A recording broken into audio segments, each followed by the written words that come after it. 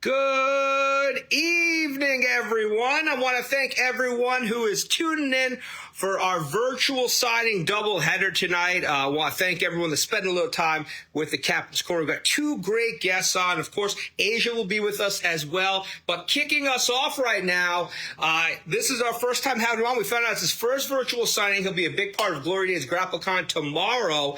You may know him as MVP. You may know him as one half of the pit crew.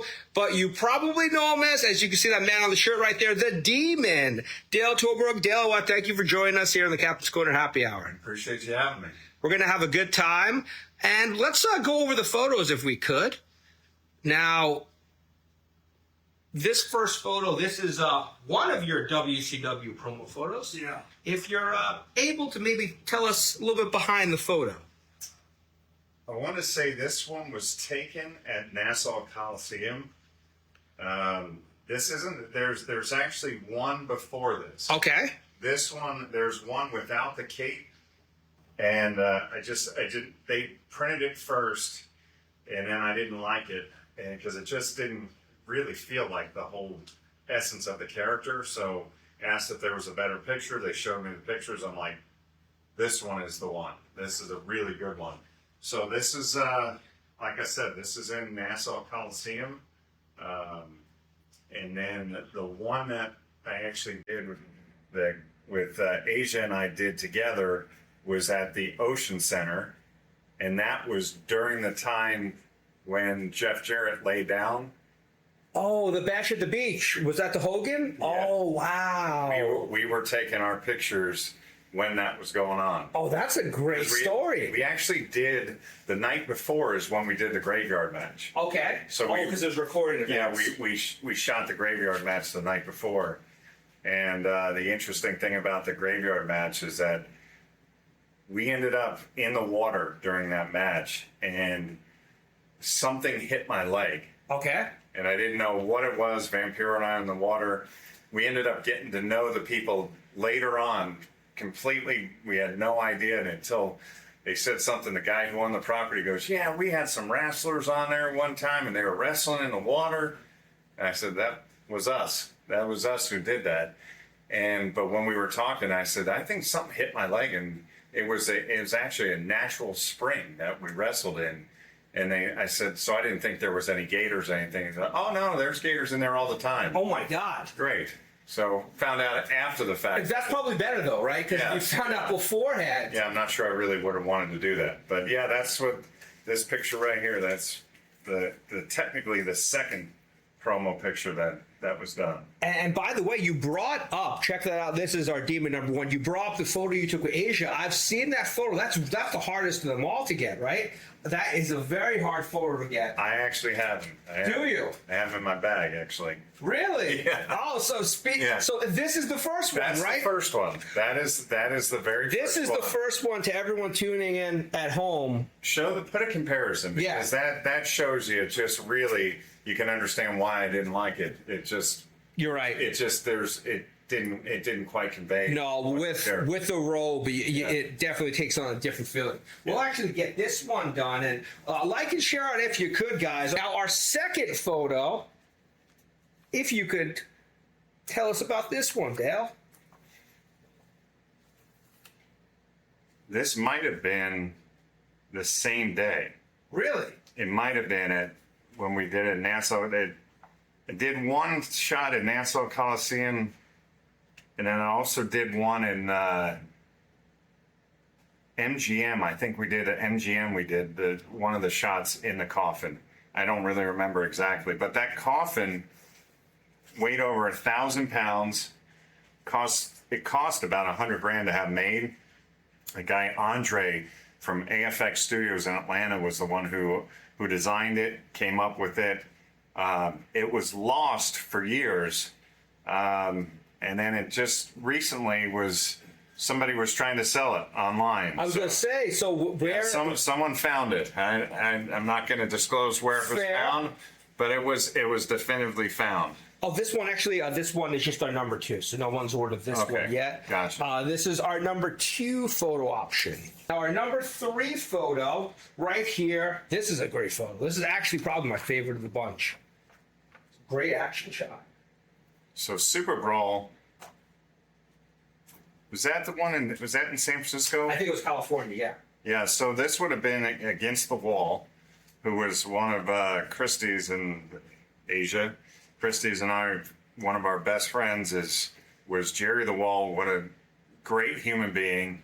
In San Francisco, we stayed together in this, we roomed together actually before this match, and then actually went to Reno, the Sacramento the next night, and then Reno the next. So ended up one of the memories I have after when we got up in Reno was having breakfast with Jerry, Dustin Rhodes, and myself, and it was, you talk about hilarious. Dustin is one of the funniest human beings, so we ended up having a good time. But yeah, Super Brawl, that was an interesting time because it was a contractually obligated deal that it had to be. The demon character had to be in a main event, but they put it like fourth on the card as a special main event. Okay, did they call it the special main event? Yeah, it was ridiculous. The stuff that they pulled just to get out of the contractual stuff. There was even, at one point, they tried to pull God of Thunder away from me. They said it cost too much money. Apparently, this is kind of behind the scenes stuff. Apparently what happened was they thought it was like $10,000 every time it was played. We're gonna get rid of the God of Thunder theme song and we're gonna come up with something different for you. Mm-hmm. So I ended up having some friends that worked with KISS in their offices, and they sent me the contract, and it was nowhere near $10,000. Really? It was like $100. Oh my God! Each time it was played, it was, and so I showed them, saying, "Hey, I thought I was doing the right thing. Hey, this is great. Can use the music. It's only $100, not $10,000." And that bought me a 3-month vacation from the show because of that one, because they didn't want to hear it. So did you go to the person that lied to you and said it was 10,000, or was it yes? different? But I didn't know they were lying to me at the time. Oh my God! It was all that political. This thing got caught up in all that political garbage of trying to make Eric Bischoff look bad for doing the deal. All of the numbers that people have heard that KISS got paid that wasn't true. I mean, there was just so much political mess behind the character, but I've said it and it's the truth. I would do it again in a heartbeat if it was offered and I knew exactly what I had to do and I had to go through it the same way. I would do it again. Well, it was a blast. KISS was my favorite band growing up, and Gene Simmons was an idol of mine. So I had my own action figure that has Gene Simmons makeup. I was one of the only people ever to be licensed to wear the KISS makeup. It's very wild. Yeah, you break it down. Yeah. Yeah, and you have you'll have your people that hated the gimmick because they hated KISS being in wrestling and vice versa. That with the KISS fans but I've heard so many people, and what makes me happy about what I've done is I was just in North Carolina doing a signing at Mad Monster, and I had people coming up and said, "You're the only reason I watch wrestling. Couldn't wait for you to come on." And the people like that, and they were fans when they were kids, come up and say, "You were my favorite wrestler." That is ultimately, the coolest thing to do is you get people coming up and saying that. It makes it all worth it. Well, when you think about it, KISS, I think, I'm a wrestling fan, KISS fan, works perfectly, right? It's like peanut butter and jelly on paper. KISS is so theatrical, right? And the look, the look's already there. No one's even coming up with the look. You just find the right person like yourself. So it seems like on paper. There were so many things that I even tried to come up later on with the way that the character could progress. Okay. Would be what Gene Simmons loved to do was, marketing and merchandising. Yeah. So I was trying to play that whole character up by saying, "Hey, let's do this." And we started thinking about more angles, and then WCW sold, and it was done. You know what, though? A lot of people have fond memories of the gimmick, of you as the demon. Yeah, and you talked about all the figures that that are hard to get now. Yeah. So I mean, it's a part of wrestling history. Yeah. As is this. Now this is our Dale #1. I'd love to hear the story behind this. One half of the pit crew, the WCW pit crew. If you could kind of maybe tell everyone at home, Kenny, we got your pre-order, so we'll be getting that one done shortly. I'll tell you what, Chad Fortune, great guy. We actually had a blast doing this. It ended up, so Mike Weber was one of the people behind in WCW that was doing the WCW Motorsports and doing the monster truck connections with Feld Motorsports. And Chad, they wanted two guys to be on the pit crew. Originally, it wasn't meant to be a tag team. In the very beginning, they just wanted two former pro athletes to be on the pit crew. And so we ended up going, they flew us to North Carolina, they flew us to Charlotte. Once we were in Charlotte, they said, hey, we're gonna have you be tire carriers, and let's just see how this works. So it was actually the NWO car is what we practiced on. Okay. It was the old NWO car. So when we ended up, they had the professionals, tire carriers, everyone, they come do it, they show us, said, do you think you guys can do this? And we're like, yeah, absolutely. So what we ended up doing is going, all right, let's try it. They showed us how to do it. They did their first run, and they clocked us. Said, do it again. Did a second run, they clocked us. Do it again.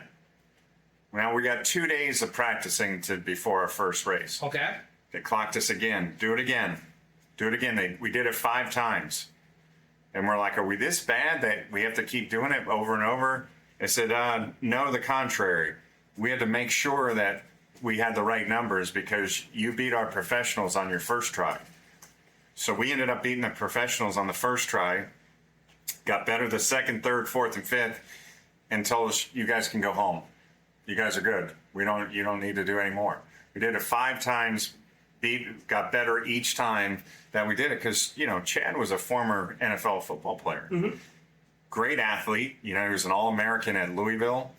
And it was just the two of us were easy to get over the wall, carry the tires, and do that. So we ended up spending a little time in Charlotte, got us new flights, went out that night, then went and did our races. So we ended up doing it for Lance Hooper's number 23 WCW car. And then we did some tag matches for Worldwide in this gimmick. Okay. We did 2 or 3 matches. I'm trying to think of who. One of the guys lives in town here.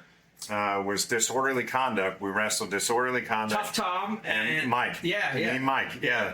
So great dudes. We had a good time doing and wrestling those guys. And then I think we had Tony Carr and Cyclope.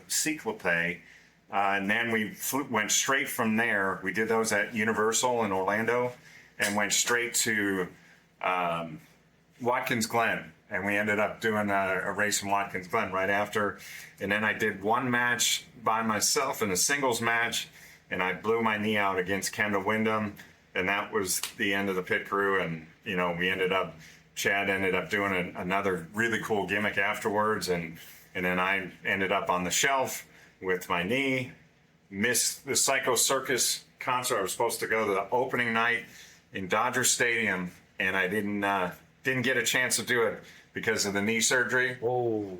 But because of getting hurt and all that, later on, 6 months later, the Demon thing came about. You got something even better for a Kiss fan. Yeah. So it was pretty wild.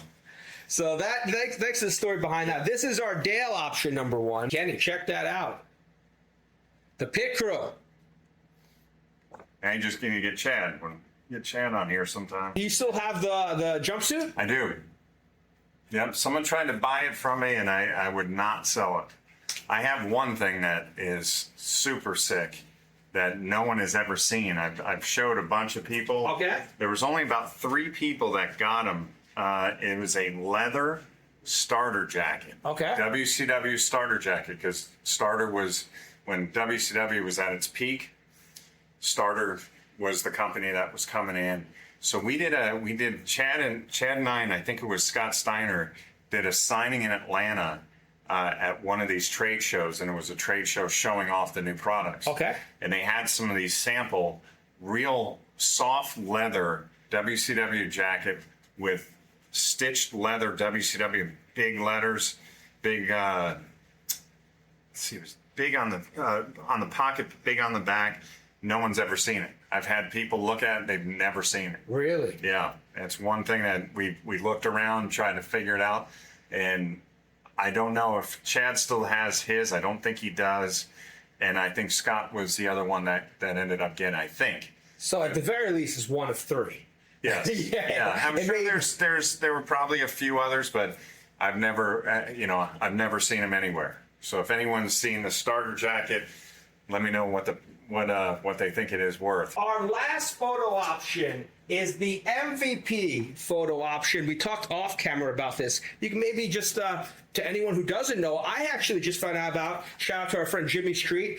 Dale was a fantastic guest leading up to Glory Days GrappleCon. A unique idea, did have a couple of televised matches, but if you could maybe tell everyone about that at home. This was a really cool concept. I wish I could take credit for it, and the way this came about was when I first got started, I was training in Land O'Lakes, which is not right very over here. far, Yeah. not very far at all. That's wild. And I'm in Jim the Anvil Neidhart's backyard. So Neidhart and Warlord trained me. So I used to say to anybody, if I was stiff in the ring, it's not my fault. That's how I was trained. Right. So there's two big bruisers.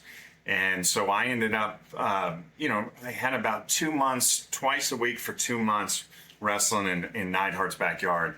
Ended up doing an AWF match, and it looked different than this. Here you've got, this is the one from Thunder, and it was the black and red version. It was half black and half red, and with the different colors and everything.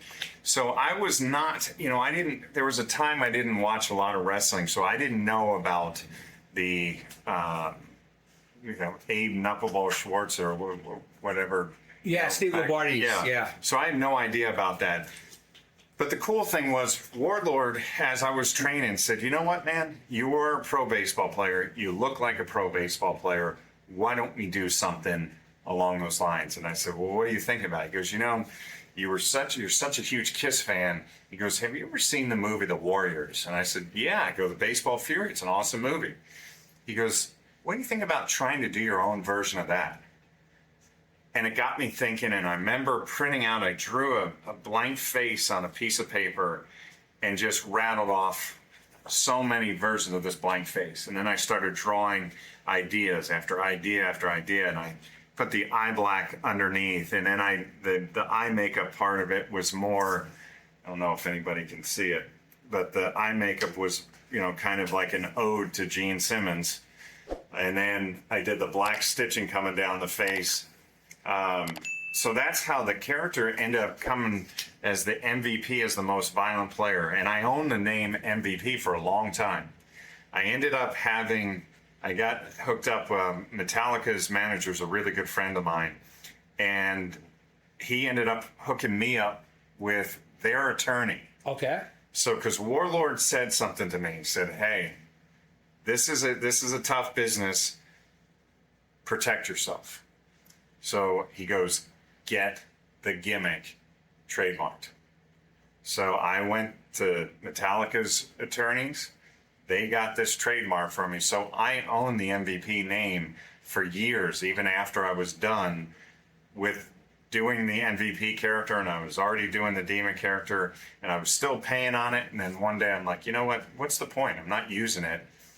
And I mean, it was snapped up by the WWE. Yeah. Immediately. Wow. And so I did own that for a long time. But that's where the gimmick idea came from. So it was all the black and white baseball bat.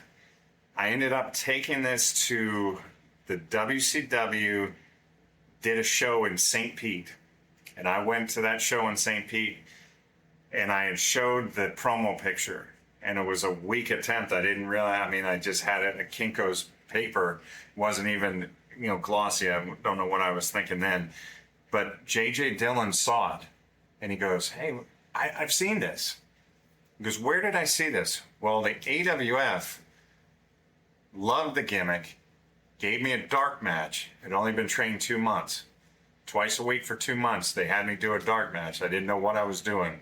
I was as green as this color of this pen. And so I'm watching the AWF one time. I'm in Sarasota, and it pops on, and all of a sudden there I am. So the dark match that they were telling me about ended up not being a dark match after all. They ended up airing it, and then called me and said, "Yeah, we want to use the gimmick. This is great. We want to use the gimmick." Were you under contract with WCW at that point? No. This is when I first got started. Okay. This is right when I got started.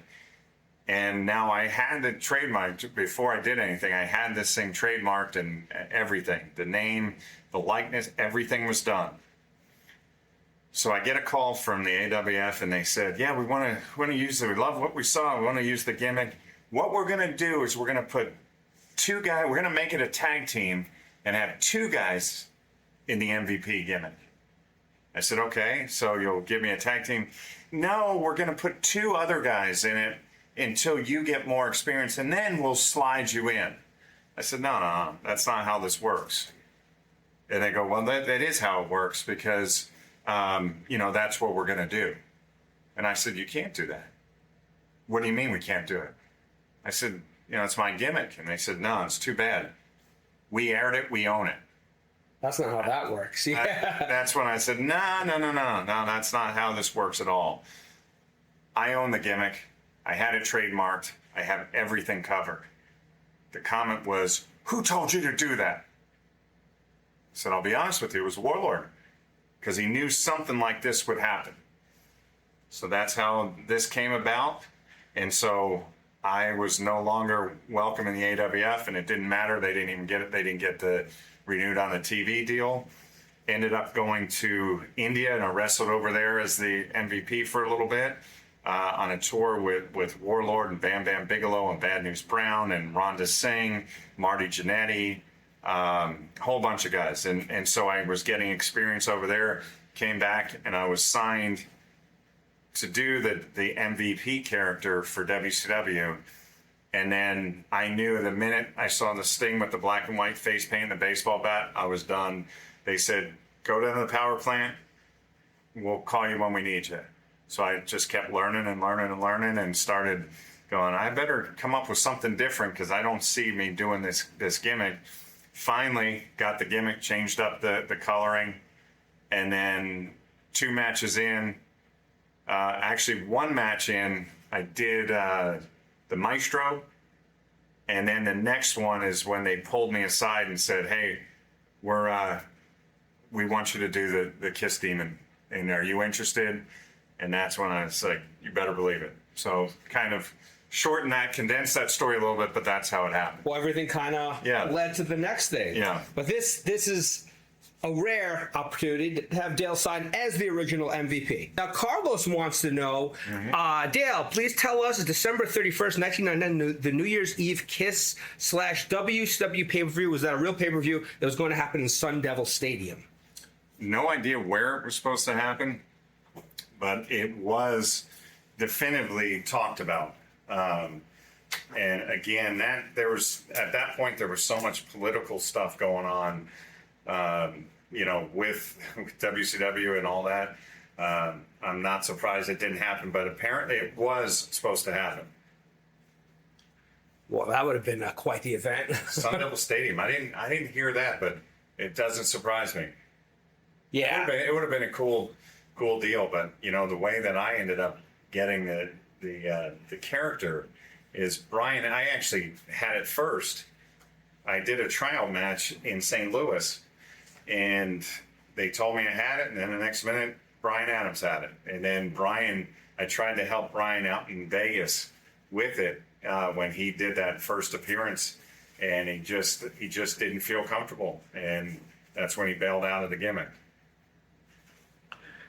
And then you fit the slipper, for lack of a better that's what Brian said, right? He told WCW, he goes, "You guys picked the wrong guy to begin with." He's like, Dale should have gotten it the whole time. He's a Kiss fan. He gets it. He knows the mannerisms. He knows it all. He's been a Kiss fan forever, so he gets it. And too, you hadn't been seen nationally, whereas I think Brian had been a lot of different characters. And I had a blast doing it, man. My God, it represents your idols and your favorite band that you growing up, I had all their posters on the wall, and like I said, to have my own, stuff like this with Gene Simmons makeup on my face and being, approved by the man himself it was awesome. Yeah. Now the makeup, how long did it take you to put the makeup on, and when did you really get accustomed to it? I know I've talked to the Road Warriors about before, well, Animal before, rest in peace, and a lot of other people. It's not as easy as people would think when you've got. So if you could tell us maybe the story behind that. Tomorrow will take me longer. So the pictures that you have over here, that's liquid latex. Okay. So it's that Liquitex stuff. But I had the special effects artist Andre mixed Pax paint with it, and which is what you put prosthetics on.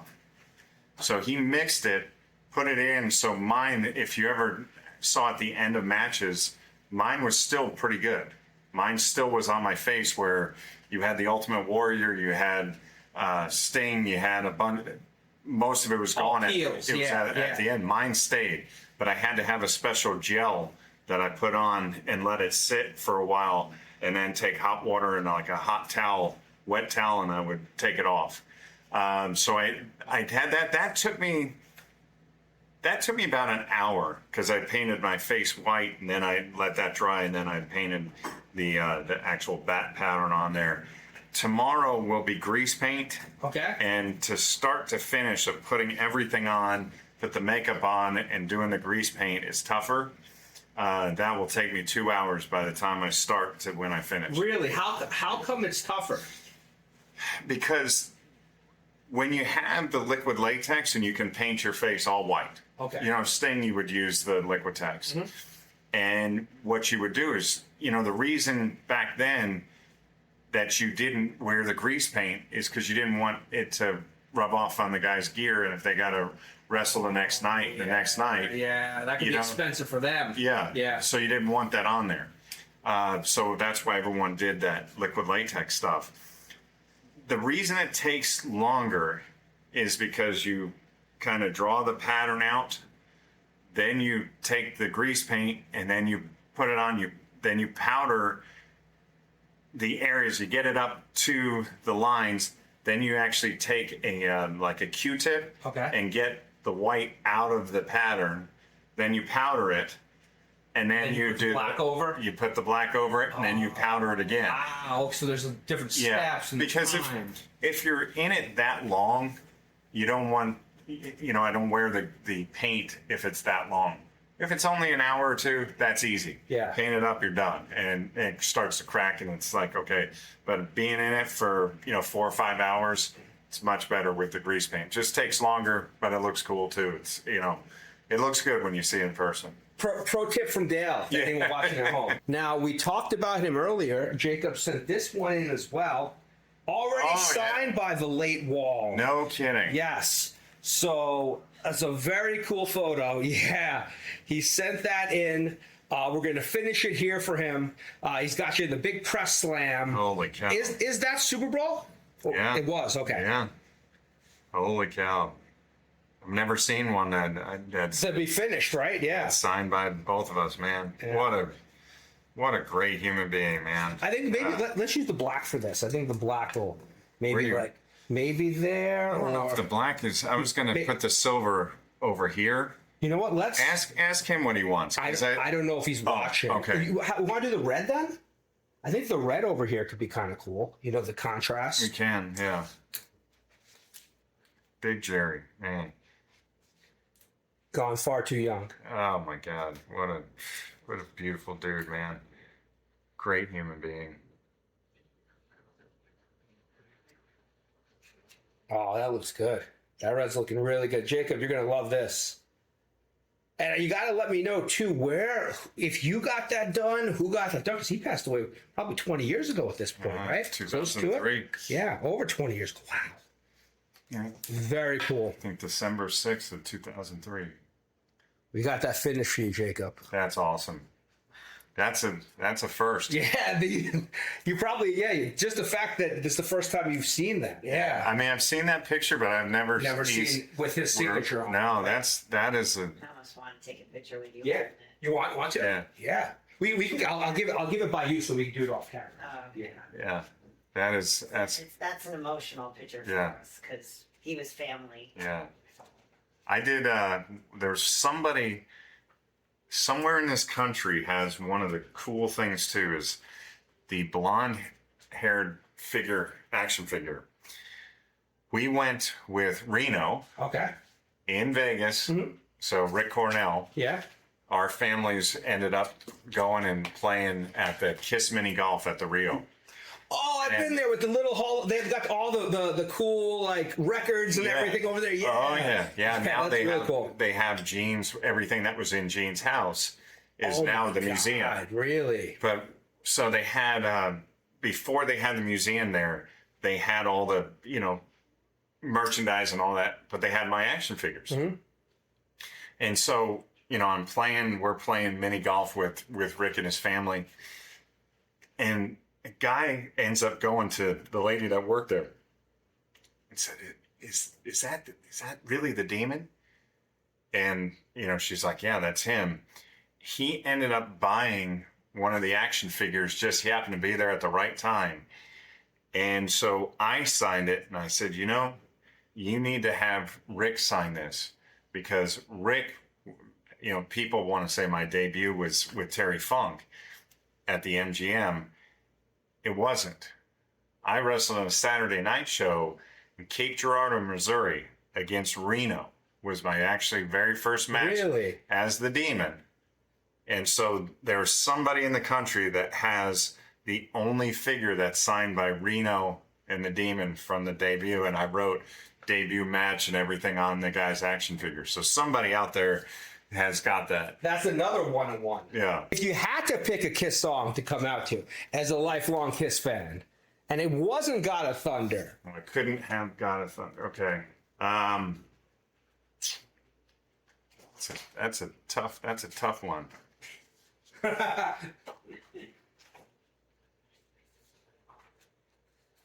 I'm going through because one of my favorite songs, but it wouldn't fit for wrestling, but it's from the Dynasty record, was Charisma. I'm thinking of Gene songs, Radioactive to, you have the normal ones. Parasite is probably one of my favorite Kiss songs. Yeah. So, but it's a good question. That's a really good question. I'm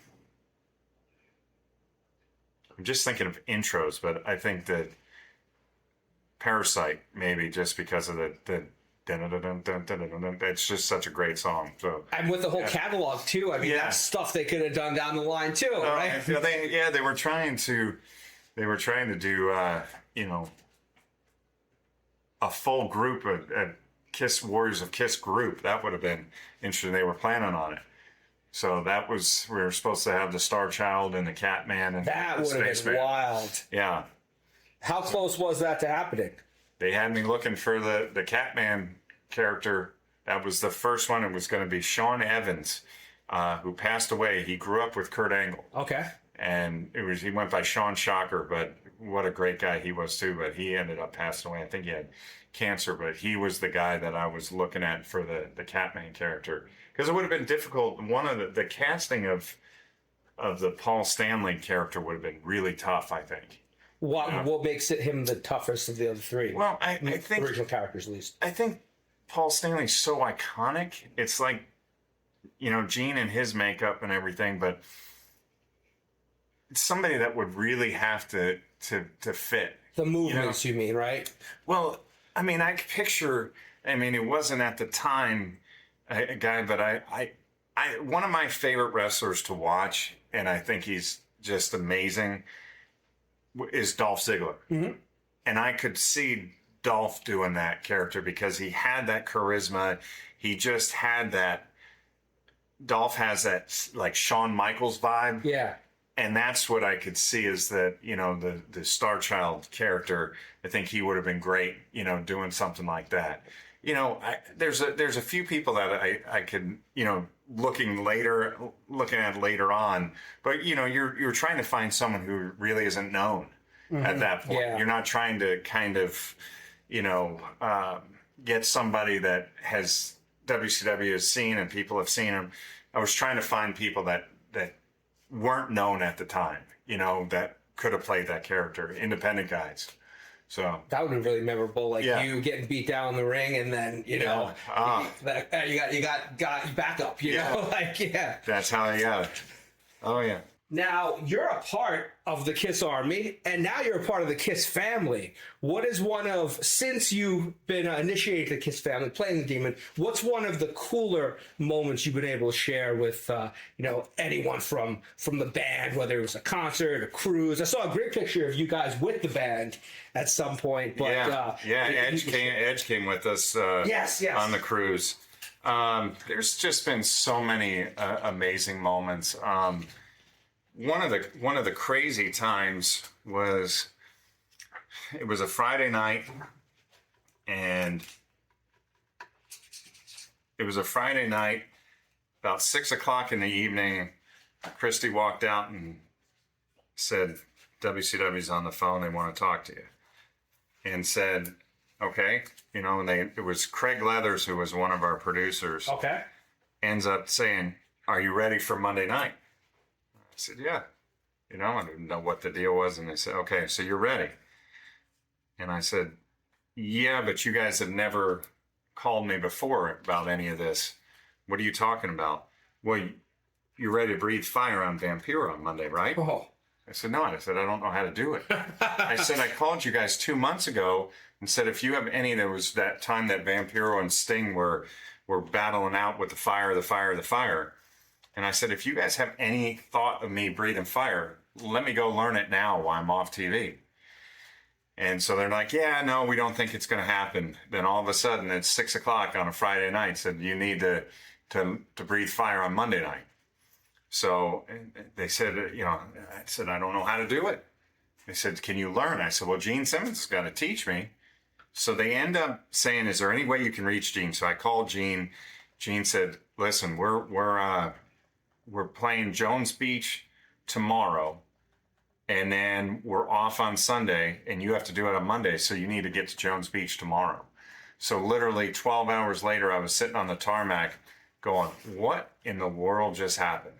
So 12 hours later, I was on a flight and sitting on the tarmac thinking, I'm going to learn how to breathe fire. So I ended up going to Jones Beach backstage, and it was pretty cool. I was sitting with Ace Frehley, God rest his soul, and Gene's mom, and who rest in peace as well. She was New York, yeah. Yeah, so I was at Jones Beach. We were sitting at a picnic table with Gene, Ace, myself, and Gene's mom, and it was such a cool thing just to be able to do that. And Spiro, who was Gene's assistant, and actually he was the best Gene impersonator in one of the tribute bands.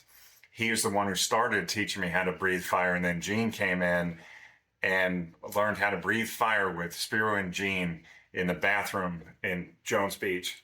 And so I literally just was this summer was at Creed. The guys from Creed are really good friends of mine.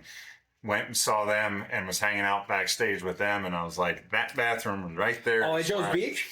That's where I learned to breathe fire. That's a one-on-one story, yes. too. Who can say that Gene Simmons helped teach them how to breathe fire? Yeah.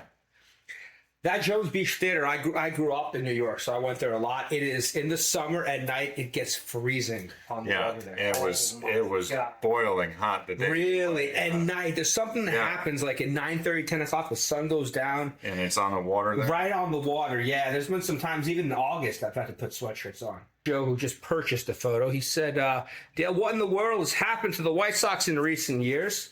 He wants to know, who was your favorite players from the Sox that you've worked with? What's happened to the Sox? Yeah. I'm not there anymore. Yeah, it's funny how, there were three of us that were all, they didn't want our opinion anymore, and that was 4 years ago, and that 4 years they've lost quite a few games.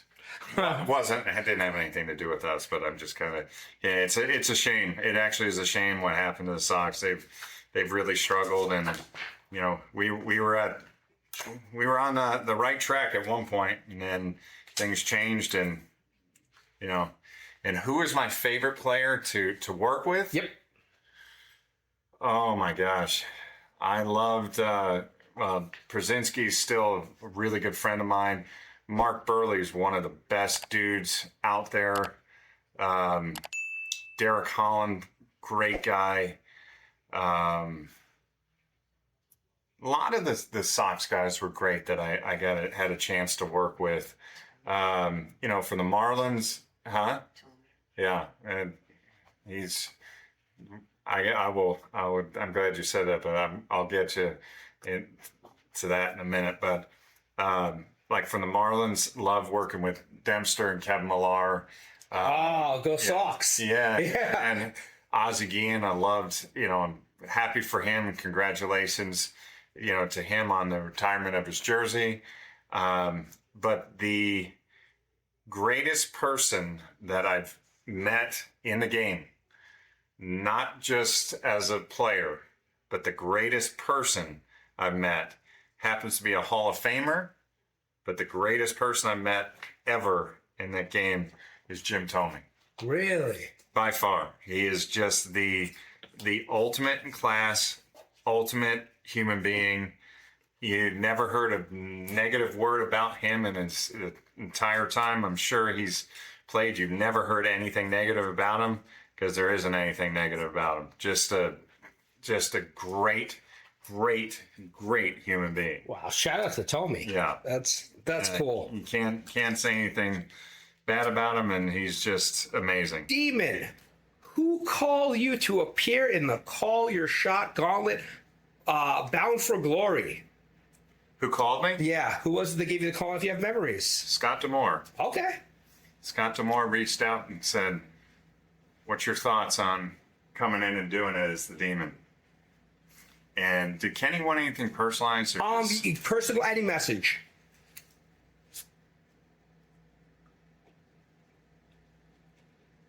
You're welcome, Joe. Sean, what's up? Jerry, what's up? Yeah, so Scott Demore reached out, and we really kept it quiet. Johnny Swinger didn't know. Nobody knew I was coming, and I showed up, and we really kept it quiet, and it was actually really good. It was a lot of fun. Had a great time with Matt Cardona and Brian Myers in the ring. At one point Cardona yells over, "Help me, Demon!" Just that was a lot of fun. That was a big surprise, and a lot of people just were blown away. It was a weird. When I came out, it was one of the weirdest sounds, because people didn't know it was me at first, and they were stunned, and then it was this kind of whoosh, and then it popped the shot because people are like, that's him. So because they hadn't seen me in a long time. As a reminder, Kenny, Joe, Justin, everyone, the Sword, Cullen family, Steve, Sarah, Bill, Bear, you'll all be getting complimentary cards, which we're actually going to have Dale close with this amazing product that he's involved in that has a QR code in the back. You'll be able to get, you're going to be able to get a unique card, and you're going to be able to learn about a very cool product that's going to be. Is it available now? Yep. Yeah. Okay. Let's actually. What we'll do. PahiUSA.com. Why don't we talk about that, and I'll get the last few items right over here, if we could. I'll take my shoe off. Please. So this is the shoe brand. It's a whole new category of shoe, which is called Pahi. So that's the logo right there. So it's Pahi, and it's on the back here. You'll see it's PahiUSA.com. And what it is this has a scientist and doctor out of France designed the bottom of the shoe, where it has what's called the Pahi Outrigger technology, which is this piece right here, which helps for your balance and stability and alignment. And this is going to do wonders for people, and already has. The people that have ordered it have told me that is the most amazing, most comfortable shoe. And so many people who struggle with balance issues. And it's not just, people with Parkinson's and, things like that. It's just in general, people have issues with balance. And it's done just an absolutely amazing job of keeping people balanced and stable as they walk. So it's a brand new company. It just launched 2 weeks ago, and it's Pahi, and it's PahiUSA.com. So it's PAHI, and it's PahiUSA.com. I'll get it closer, everyone, once again. And this is great. The QR code right back here to everyone that's placed an order. You're going to get a card, and you'll be able to get additional details on where and how you can pick up Pahi for yourself or a family member, whoever They're you need it. super light, and people love the colors. So check out the website. And you can't tell. You can't tell. It's No. I've seen some of the boots, that you could tell. Yeah. That just looks almost like a running sneaker. Yeah, and it's we're getting so much positive feedback from so many people that have really so far loved it. They're blown away by it. Now, as we wind down the live portion, Dale, we had such a great time with you over the last hour. Being the fact that you so slid into that demon character, it was the character you were meant to be. If there was someone before you, at least televised, even though you were before them, but that is you. It was meant to be. Why don't you tell everyone? I mean, that character hasn't appeared on national TV, at least. It's 2001, right? Because I know it was something in TNA, right? We did the TNA, and that I did the pay-per-view, and then one of their TV shows I did. So I did both of those appearances. But yeah, I in ring, I stepped away from it, had some injuries, and ended up going, okay, the in ring days are done, and and I did as someone mentioned about the White Sox, and went back into baseball, and then I was doing it. We did the TNA stuff with AJ Przinsky in 2005, 2006, 2007, and we did it with David Eckstein. So we did those, and then it was pretty cool to be the surprise for Impact back in whatever that was 4 years ago now. So, but yeah, the in-ring days are done. What is it about that demon character that makes it so memorable, that people want to order the photos, that people love talking about it? What do you think it was? What is because you've seen people all over the world. What's interesting is I've had so many, and Christy will tell you too, is I've had so many people that just absolutely love the character, and they knew that I believed in it, and that I was, I was really, like you said, I was meant to play that character. It just, it was a cool deal, and people have said so many times, I wish the WCW knew what to do with it, and that was a problem, because the creative, it was you wear face paint, you wear face paint, you wear face paint. Let's put you all together. They didn't really have a lot of direction. What's a shame is I think that if WCW wasn't sold at the time, there were a couple angles that could have worked. Like I said, I wanted to do the whole idea of,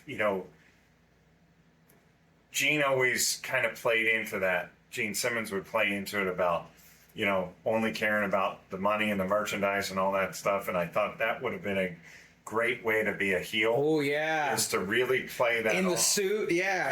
And just go, you had the two sides, and it was really just about it. If it was a heel gimmick of going, people would hate it that all I cared about was my merchandise money, selling, and it's funny because you see Danhausen doing so much with that, and I hope he does amazing, because he's a good guy. It's a breath of fresh air, that character, and to see something like that on the WWE TV, I'm so glad that they did it, and he's doing so well with that gimmick, because it's cool to see that, because a lot of times, what was the demon characters, the tough part is when it came out, is when everything was going reality based. They wanted more and more reality based, so the creative didn't know what to do, because even Sting was different with the makeup than what Vampiro, Muda, and what we were doing. You know, and I remember they talked about the reality base, and I remember sitting there going, why does it have to be all one thing? You have such a huge audience out there, and some people love the reality based. Some people like the comedic stuff, you know, like Disco Inferno and things like that. Some people like the darker angle of the Vampiro demon Sting type of stuff. Some people like the NWO. There was the women's divisions. There was The variety. It's like, why not have each piece of that be just as important as the other? And that's one of the things we talked about. They used to say, well, we only really care about 3 segments. And you're like, no, it should be an entire TV show that people care about it. And I remember Vampiro and I were, at one point, we were talking, and because someone came up to us from WCW and said, you know, you guys had some of the best numbers besides like the main event. I've heard that before. Yeah. And so people were really digging it. But and the sad part at times is when you start to really get over is when they want to kind of put their thumb on you and squash it. So there was a lot of politics. I really enjoyed my time. Obviously the best part of the entire thing, it was great to be representing KISS and everything, but I met my wife of over 25 years sitting right over here because of it, and we have a beautiful daughter because of that. So, you know, it all worked out to the way it was supposed to. It did. Everything happens for a reason, and you know, just the way that your memory, your storytelling, like I told you previously, Dale, it's truly an honor to have you with us. Great having you on. Guys, we're going to switch the feed right now. We will have Asia, a.k.a. Christy Torborg, coming on very shortly. But where can people find you, Dale, if they want to know? Like, of course, you know, let's not forget, everyone who makes Place North, you're going to be getting one of these Tops inspired Pahi signed cards. But where can people find you on social media, if you are even on social media? I'm on Facebook, and that's it. That's about it. I mean, I don't really. Pahi's got a bunch of different things, and I'll be doing some appearances for Pahi and things like that as well. But Facebook is pretty much where I do everything. Guys, thank you so much for tuning in. As a reminder, we'll be on shortly with Asia. But in the meantime, as we flip the feed, we're going to end it the way we always do, which is cheers to the working man.